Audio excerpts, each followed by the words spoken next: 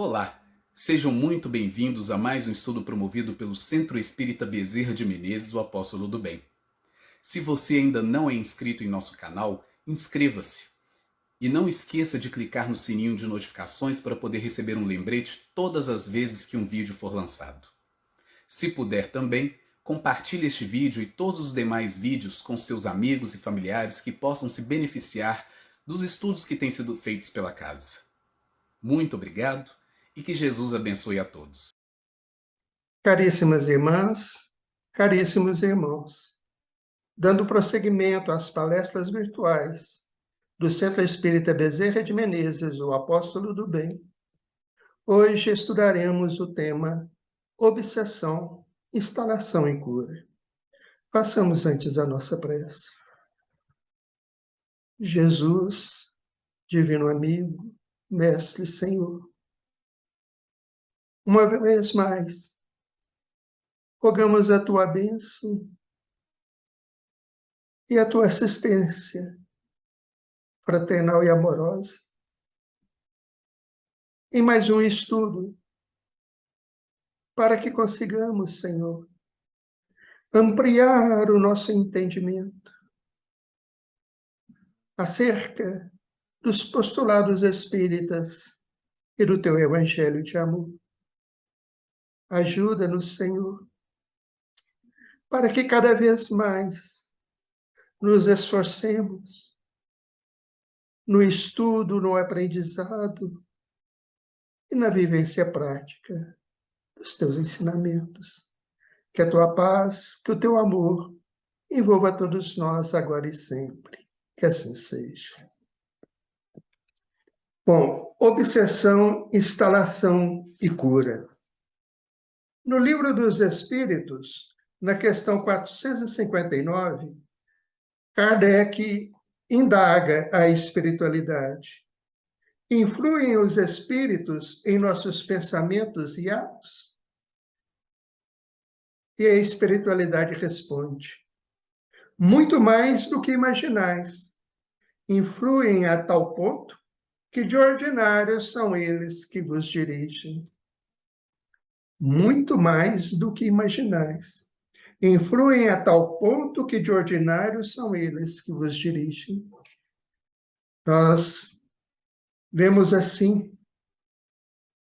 a influência que os espíritos exercem nos nossos pensamentos e atos. Segundo a espiritualidade, essa influência é de tal monta que é muito mais do que imaginamos.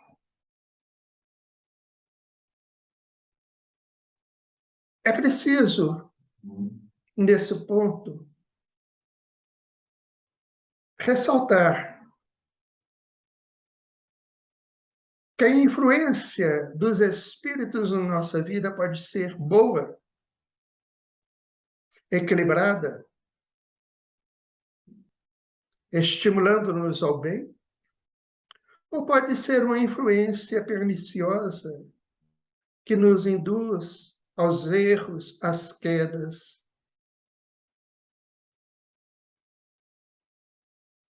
É preciso, então, ressaltar que essa influência pode servir de espíritos bons, de amigos espirituais, equilibrados,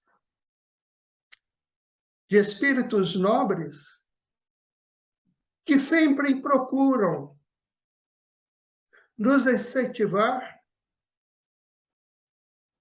no nosso aperfeiçoamento moral e intelectual, na ação nobilitante, aproveitando as oportunidades da vida, no crescimento de nosso espírito, através do estudo, do aprendizado e da ação no bem. Os bons espíritos procuram sempre nos estimular em nossa evolução.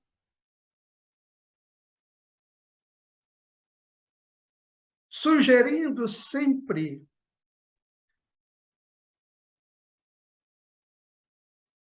o progresso, o aproveitamento das oportunidades, o trabalho nobre, a ocupação de nosso tempo em ações equilibradas e nobres. Os bons espíritos nos induzem ao progresso espiritual, mas respeitam o nosso livre-arbítrio, a nossa liberdade de escolha, a nossa liberdade de ação. Porque, para que haja progresso, é preciso que façamos a nossa parte, que tenhamos merecimento. Já aqueles espíritos ainda imperfeitos, inferiorizados, por um motivo ou outro, sempre procuram nos induzir à queda, aos erros, aos vícios, às ilusões e paixões, tentando obstaculizar o nosso progresso moral e intelectual. E a diferença também é que, enquanto os bons espíritos nos inspiram na caminhada evolutiva, com sugestões, ideias, pensamentos nobres, e respeitam a nossa liberdade de ação, nosso livre-arbítrio, já os espíritos que, por um motivo ou outro, desejam nos influenciar para o erro, para a derrocada moral, eles não respeitam a nossa liberdade de ação, nosso livre-arbítrio.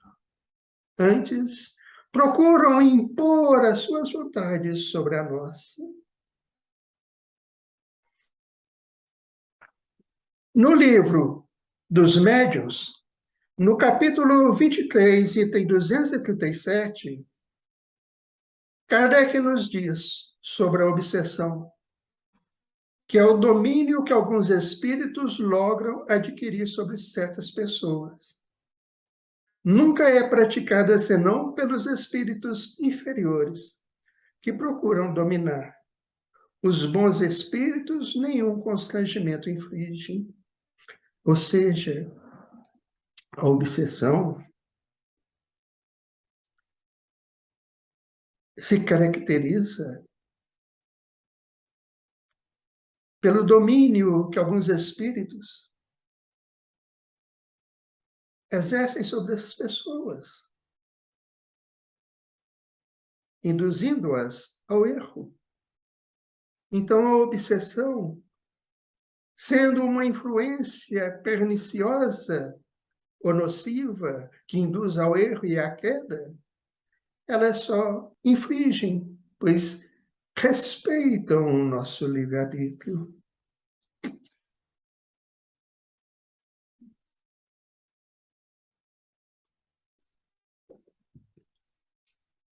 Encontramos no Evangelho segundo o Espiritismo, no capítulo 28, item 81, o seguinte esclarecimento. A obsessão é a ação persistente que um espírito mau exerce sobre o indivíduo. Apresenta caracteres muito diversos, desde a simples influência moral, sem perceptíveis sinais exteriores, até a perturbação completa do organismo e das faculdades mentais. Ou seja, temos aí, então, que a obsessão é a ação persistente que um espírito mau exerce sobre um indivíduo. Ação persistente. Os espíritos que, por algum motivo, desejam induzir-nos ao erro, à queda,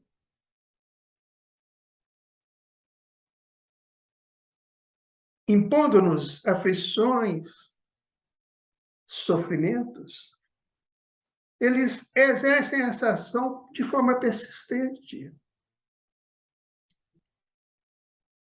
Eles nos conhecem, conhecem as nossas imperfeições, nos observam atentamente e procuram achar brechas morais em nós para exercer a influência negativa.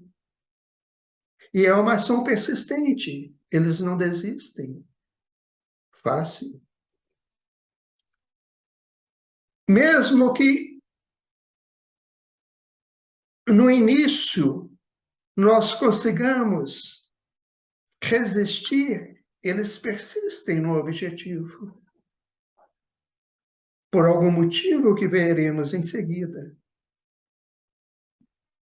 E essa obsessão, ela apresenta caracteres diversos, desde a simples influência moral, sem perceptíveis sinais exteriores, até a perturbação completa do organismo e das faculdades mentais. Ou seja, muitas vezes, a obsessão começa de forma sutil. A influência negativa de espíritos que nos desejam o mal, a queda. Muitas vezes, essa influência começa aos poucos, sutilmente, através dos pensamentos negativos. E à medida que o indivíduo vai acolhendo essas sugestões desequilibrantes, o obsessor passa a impor o seu domínio de forma mais complexa,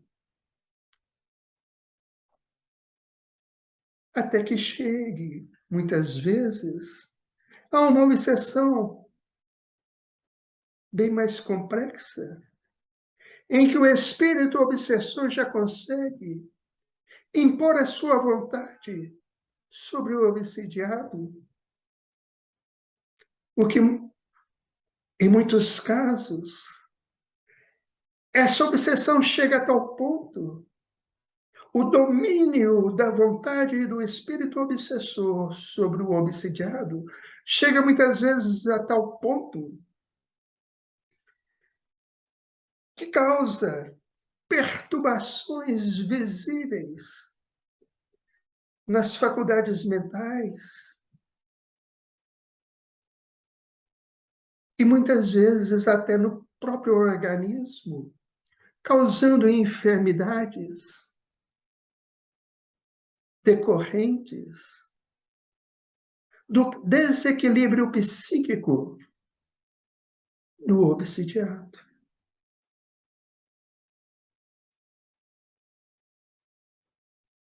Mas encontramos no Livro dos Espíritos, na questão 474, a seguinte afirmativa da espiritualidade: mas é preciso saibas que essa dominação não se efetua nunca sem que aquele que a sofre o consinta, quer por sua fraqueza, quer por desejá-la. Importante entender isso.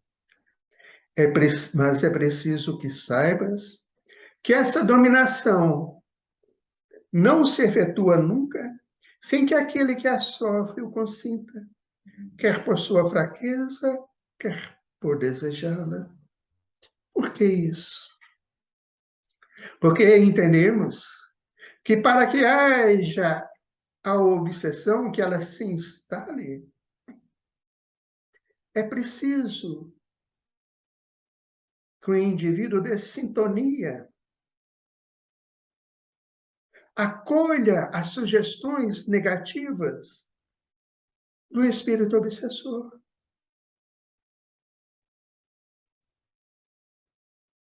Porque se não há sintonia, nós entendemos,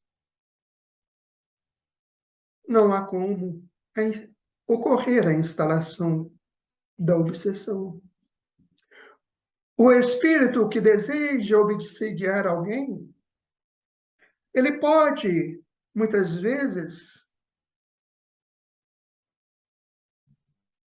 tentar impor a sua vontade com sugestões mentais negativas, desequilibrantes.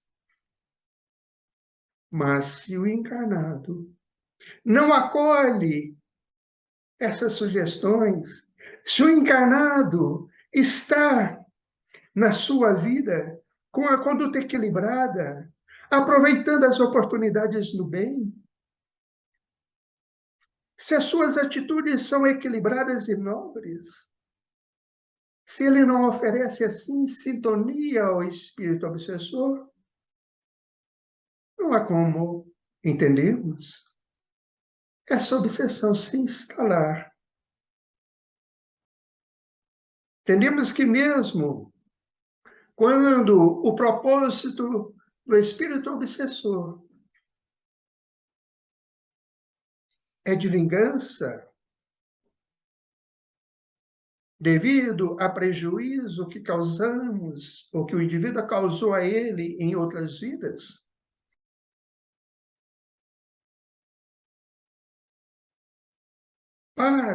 mesmo que ele acompanhe o indivíduo, assedie o indivíduo com sugestões inferiores, desequilibradas, se o indivíduo pauta sua vida na ação no bem e não acolhe essas sugestões mentais deprimentes, não há como entendermos se instalar a obsessão objetivamente.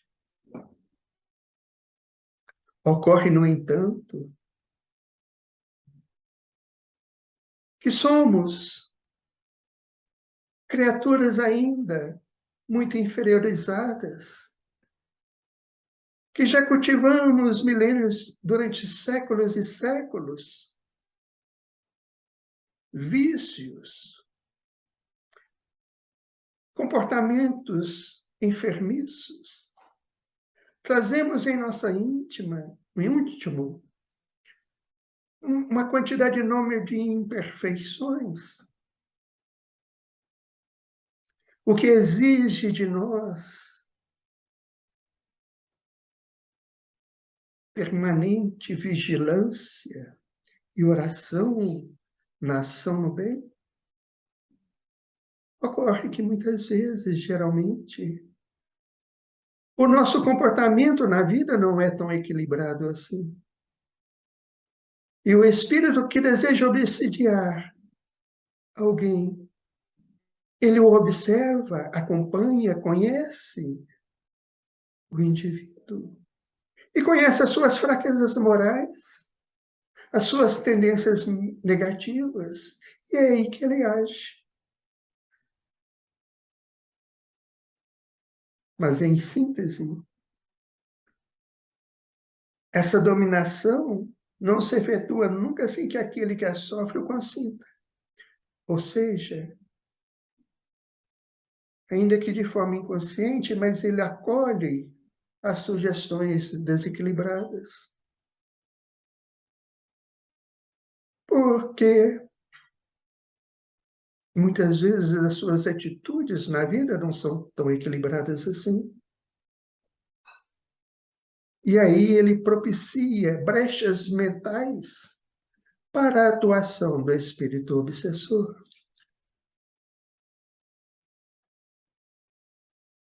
Bom, então,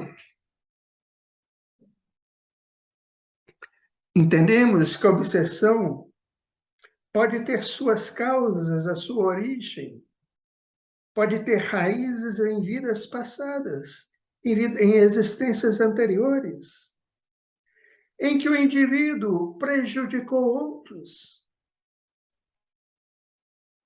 trouxe prejuízo a outros. E muitas vezes o obsessor de hoje que deseja vingança bendita, é, na verdade, um espírito que prejudicamos no passado. E ele não soube perdoar o prejuízo que lhe causamos. E ele se desencarna, muitas vezes com ódio, desejando vingar. E aí, quando aquele que o prejudicou no passado reencarna, aquele obsessor que foi prejudicado ontem, agora procura vingar o encarnado que foi o seu agressor no passado.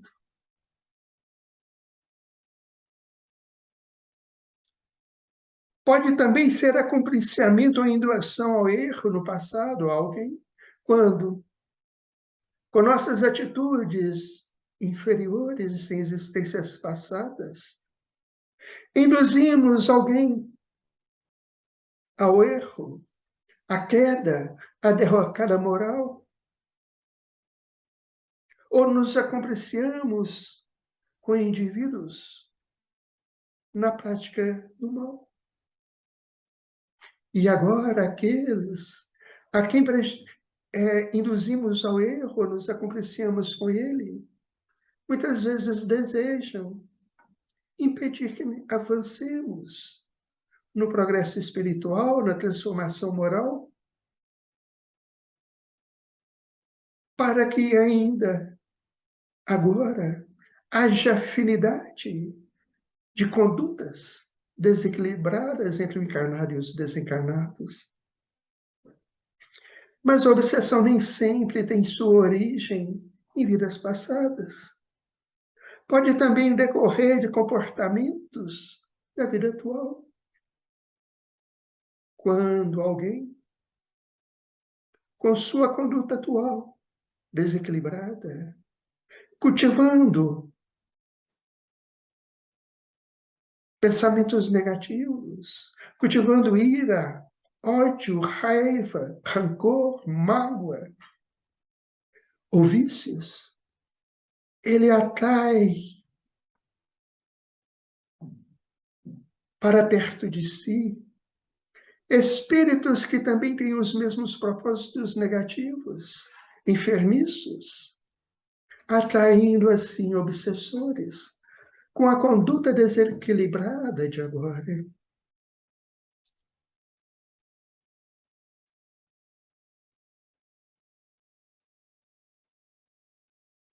Temos assim, podemos dizer em síntese, que a causa primária da obsessão é a inferioridade moral do indivíduo. São os vícios, o orgulho, o egoísmo, a vaidade, a maledicência, a irritação, o ódio, o rancor, a mágoa, o desejo de vingança, a inveja, a ambição desmedida, etc. Quando, ainda na vida atual, cultivamos atitudes e comportamentos infelizes, e assim damos com o nosso comportamento, com nossas atitudes infelizes, com nossos pensamentos desequilibrados,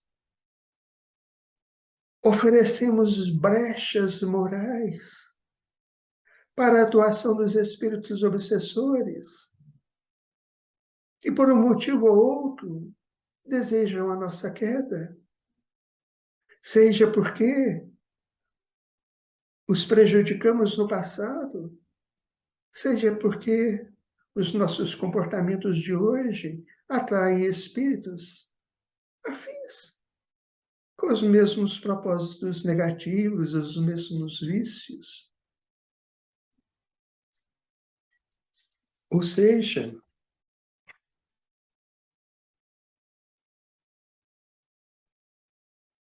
os espíritos atuam, os espíritos obsessores atuam exatamente nos nossos pontos negativos. no nosso calcanhar de Aquiles, das nossas imperfeições. O obsessor conhece o obsidiado, acompanha-o, sabe das suas tendências inferiores, dos seus comportamentos desequilibrados. E é aí, exatamente nas imperfeições do indivíduo, que o obsessor atua para conseguir exercer uma influência maior e impor o seu domínio. No livro Sementes da Vida Eterna, psicografado por Divaldo Franco, de Joana de Ângeles,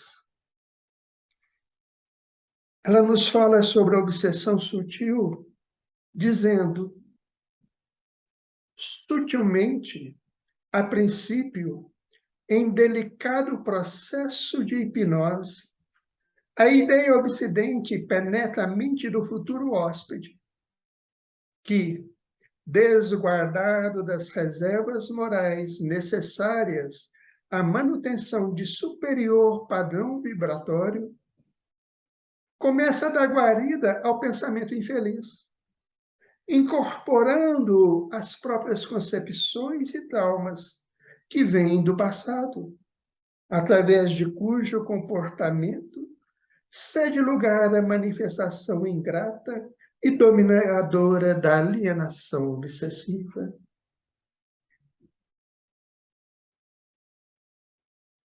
Interessante.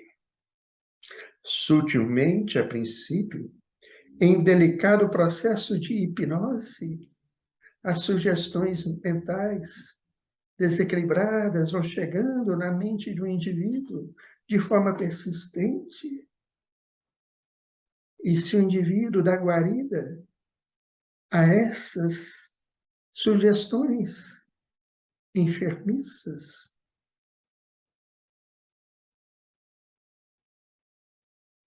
criando muitas vezes clichês mentais desequilibrados, a ideia obsedente então penetra a mente do futuro hóspede, que, desguardado das reservas morais necessárias, ausência de equilíbrio, de comportamento moral e sadio, de ação no bem, desguardado das reservas morais necessárias à manutenção do superior padrão vibratório, começa a dar guarida ao pensamento infeliz, sintonia, incorporando as próprias concepções. Muitas vezes, na obsessão sutil principalmente, as ideias inferiores, negativas, deprimentes, vão chegando à mente do futuro hóspede. E por invigilância, desguardado de reservas morais, vigilante, ele vai acolhendo essas sugestões negativas e começa a dar guarida ao pensamento infeliz do obsessor, achando que aqueles pensamentos são seus mesmos. Porque esses pensamentos encontram muitas vezes respaldo na sua intimidade. Começa a dar guarida ao pensamento infeliz, incorporando as próprias concepções e traumas que vêm do passado. Comportamentos infelizes cultivados por nós durante séculos e séculos, que muitas vezes, pela persistência no erro, no desequilíbrio, esses pensamentos infelizes vão se cristalizando, essas atitudes, esses comportamentos infelizes vão se cristalizando no nosso íntimo, habituados ao comportamento desequilibrado.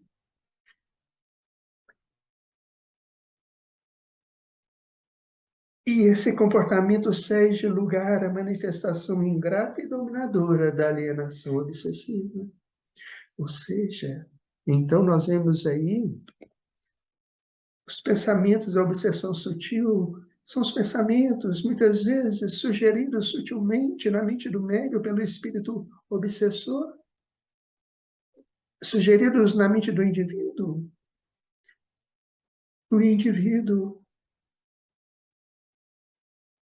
por esses pensamentos infelizes encontrarem respaldo em seu íntimo, ele vai acolhendo, porque são hábitos nocivos cultivados desde outras épocas. Vai colhendo e essa obsessão sutil vai se instalando. E à medida que ela permanece no tempo, ao longo do tempo, ela pode muitas vezes se tornar mais complexa, mais ampla, permitindo aí o domínio da vontade da mente obsessora. Também no livro Sementes da Vida Eterna, no capítulo 30, vemos o caso da subjugação, vezes outras, através do processo da agressividade violenta, com que a indução obsessiva desorganiza os registros mentais da alma encarnada, produz o doloroso e lamentável domínio que se transforma em subjugação de longo curso. Vezes outras, através do processo da agressividade violenta, com que a indução obsessiva desorganiza os registros mentais da alma encarnada, produz o doloroso e lamentável domínio que se transforma em subjugação de longo curso. Às vezes pode começar de forma sutil, e à medida em que o indivíduo vai acolhendo essas sugestões desequilibradas, acomodando-as no seu comportamento, essa obsessão vai se tornando mais complexa e pode chegar à subjugação, em que há o domínio da vontade do obsessor. O obsidiado, nesse caso, já não tem mais lucidez, não consegue uma lucidez para distinguir, para refletir, porque o domínio da mente obsessora já chegou a tal ponto que se transforma em subjugação de longo curso. Muitas vezes, como já dissemos, essa obsessão tem sua origem no passado, em que o indivíduo prejudicou alguém e esse alguém não soube perdoar. E depois de desencarnado, ainda continua com a ideia da vingança, da vendetta. E aquele que prejudicou no passado reencarna, mas muitas vezes já em grande sintonia mental com o obsessor de agora. Porque muitas vezes essa obsessão também já ocorria no plano espiritual. E o indivíduo reencarna, mas mantém a mente em desequilíbrio e vai acolhendo as ideias obsessoras devido ao seu desequilíbrio mental, psíquico, moral.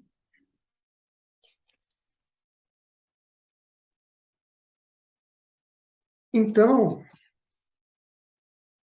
como que ocorre a instalação da obsessão?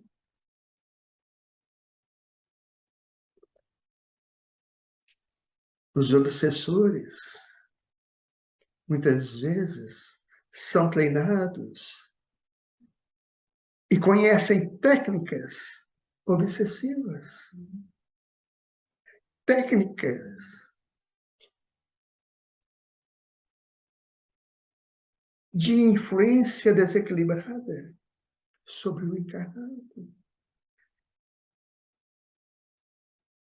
Então, essas técnicas obsessivas aproveitamento das brechas morais, porque é aí que o obsessor atua, como já dissemos, nas imperfeições, nos comportamentos desequilibrados, nas atitudes enfermiças. Então, o obsessor aproveita as brechas morais que o futuro obsidiado fornece, propicia. E ele insiste nas sugestões mentais, que à medida que o encarnado vai aceitando, vai criando clichês mentais deprimentes. Muitas vezes o obsessor utiliza-se de outros espíritos obsessores. Nós vemos um caso muito interessante no livro Libertação, de André Luiz, psicografado por Francisco Cândido Xavier, o caso da nossa irmã Margarida, em que o obsessor principal que comandava todo o processo colocou junto da nossa irmã encarnada outros espíritos obsessores que iam induzindo ao erro.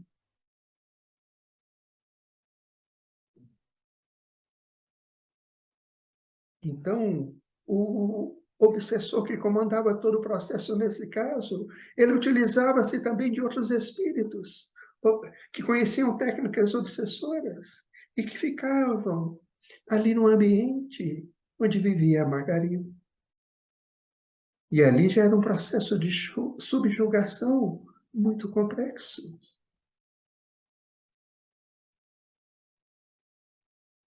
Muitas vezes a utilização de vampirização através de ovoides. O que são ovoides? São espíritos que, pelo seu monoideísmo, a sua ideia é fixa no ódio, no desequilíbrio, na perseguição, eles vão perdendo a condição de manter a sua forma perispiritual e vão reduzindo a sua forma perispiritual à condição de ovoides. Tamanho é fixação mental, o monoideísmo. E os espíritos obsessores muitas vezes utilizam-se desses ovoides, espíritos que, pelo desequilíbrio mental, na ideia fixa, no erro, já perderam a condição de manter a forma perispiritual. Esses espíritos obsessores colocam junto à mente do obsidiado espíritos nessas condições. Isso ocorreu também no livro Libertação, no caso da nossa irmã Margarida, em que havia outros espíritos induzindo-a ao erro. Desculpa. Outros espíritos obsessores, mas também foi instalado juntamente da Margarida espíritos ovoides, que não permitiam a ideia deprimente, era tanta. Desculpa.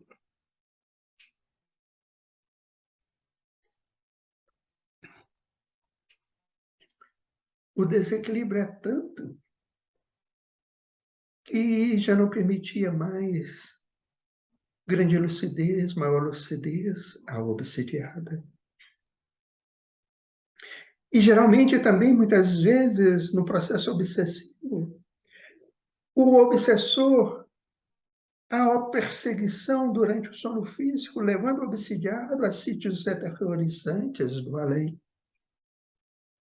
Ou seja, o obsessor não dá sossego ao obsidiado também durante o sono físico deste.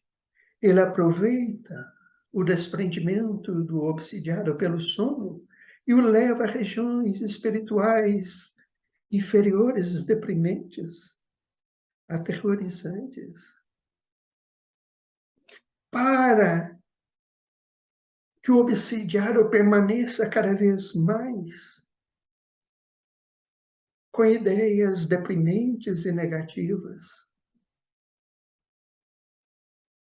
E há também espíritos especializados em obsessão. Há um livro psicografado por Divaldo Franco, pelo espírito Manuel Filomeno de Miranda, o livro Nos Bastidores da Obsessão, em que ele narra isso. Escolas no além, em que espíritos conhecedores de técnicas obsessivas, espíritos muitas vezes muito inteligentes, mas que utilizam a inteligência para o mal. Eles criam essas escolas muitas vezes, e temos exemplo disso no livro Nos Bastidores da Obsessão, em que escolas especializadas em ensinar técnicas obsessivas.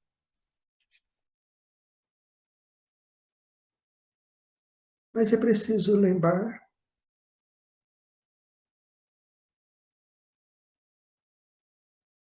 que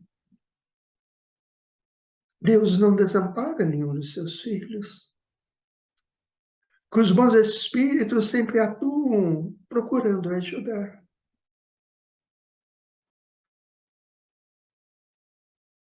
É preciso que o obsidiado acorde, reflita, mude o seu comportamento para não dar sintonia ao obsessor.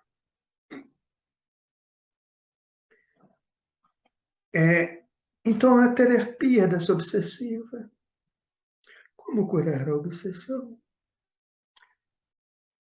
O trabalho maior deve ser do obsidiado.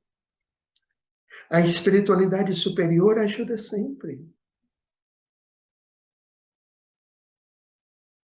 O estudo dignificante, as palestras,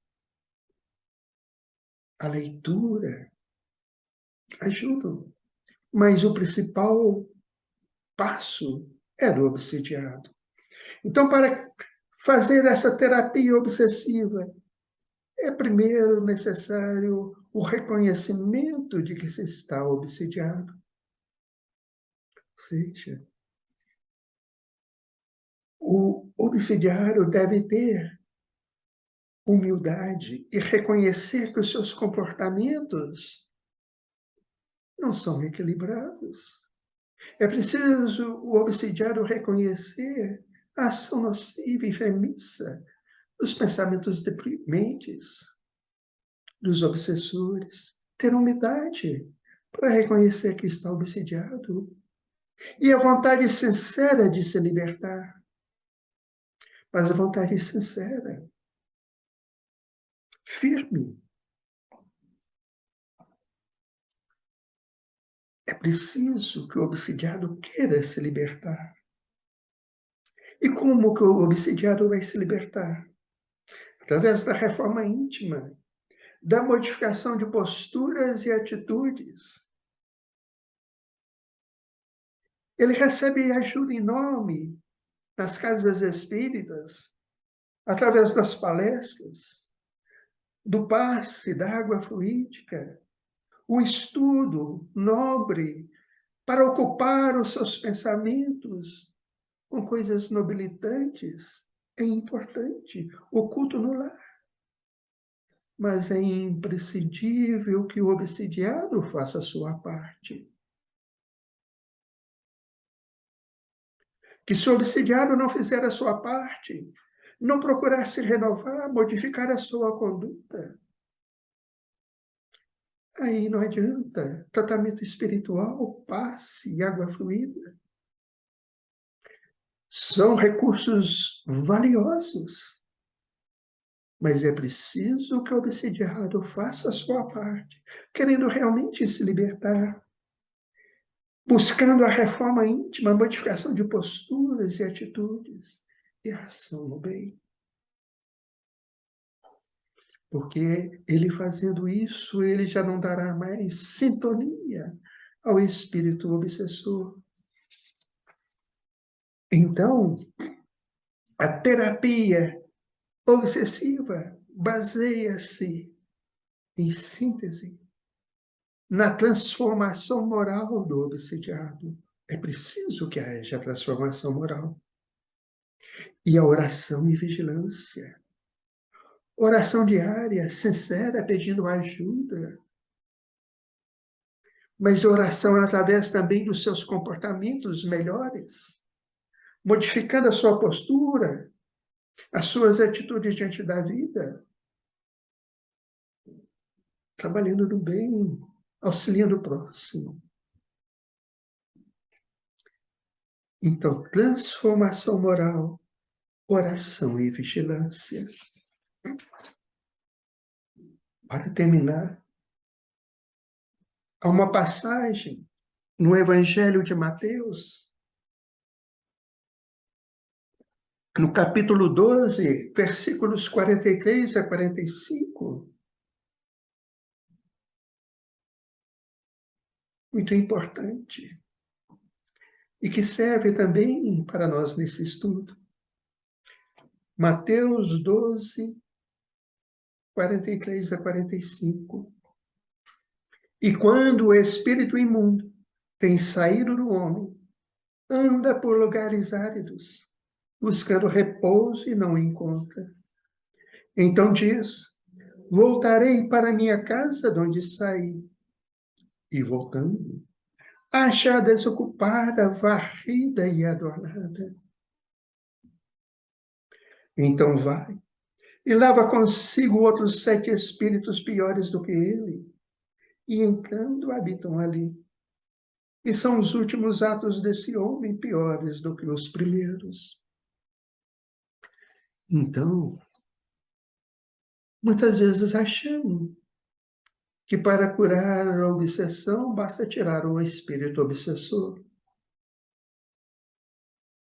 E muitos indivíduos vão na casa espírita pedindo socorro imediato, que a espiritualidade resolva o problema afastando o obsessor.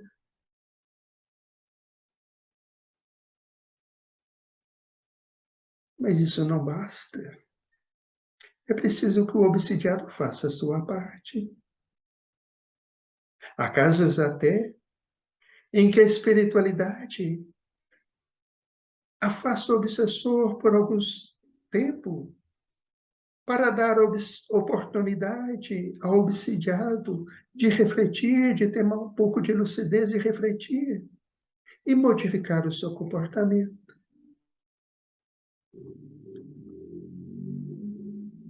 Mas lembrando sempre que a obsessão depende de sintonia.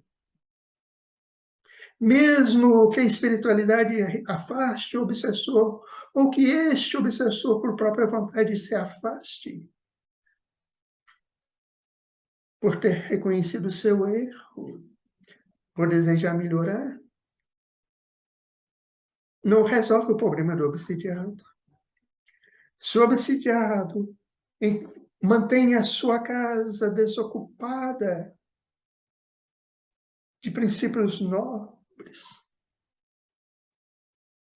de propósitos nobilitantes, varrida de sentimentos bons, varrida de ação no bem, de comportamento edificante e adornada com vícios, cultivo de ilusões, fantasias e paixões. Mesmo que aquele obsessor se afaste, outros chegarão. E mesmo que o obsessor se afaste por algum momento, retornando, se a criatura encarnada não modificou a sua postura, não se renovou, não houve a transformação moral, a obsessão continua. E às vezes pior do que antes, porque outros espíritos aproveitam também da sintonia que o obsidiado está dando pelo seu comportamento enfermiço, infeliz, nocivo. Então, para terminando, em síntese, a espiritualidade ajuda. Deus ajuda sempre. Encontramos nas casas espíritas recursos valiosos, mas é preciso que aquele que está sob influência negativa faça a sua parte, modificando a sua conduta, através do estudo, do aprendizado, da reflexão e da ação do bem, adotando comportamentos equilibrados,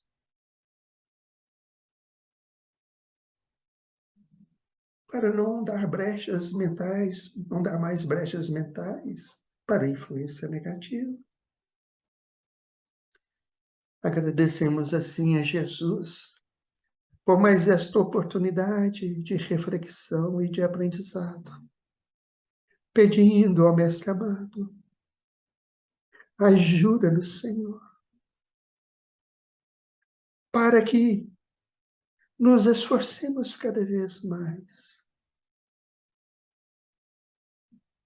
na modificação de conduta, na transformação moral, na adoção de comportamentos sadios e nobres e na ação do bem.